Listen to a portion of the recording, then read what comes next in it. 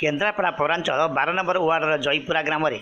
ड्रेनेजर सुविधा नथिबारु टिके वर्षा हेले सेठारे आंठिए पानी जमी कृत्रिम बन्या सृष्टि हुए जहाँफल साधारण लोके घर बाहर भी कष्ट हुए। अधिक सूचना सेठारे अछंती आमर केन्द्रापड़ा प्रतिनिधि प्रफुल्ल दास।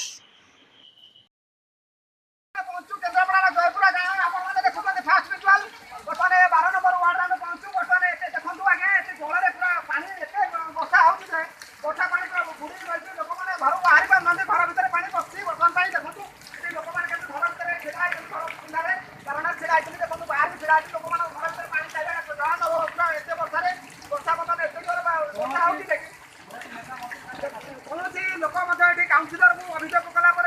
जिलापाल मंत्री एमएलए समस्त लोक मैंने अभियोग कलापर भी लोक मैंने कौन कथा कह पड़ूनी कि लोक मैंने बहुत असुविधार सम्मुखीन होती लोक मैंने पानी पशुनी लोक मैंने घर पदा बाहरी पारना एत जोर बर्तमान केन्द्रापड़ा वर्षा होती देखो बहुत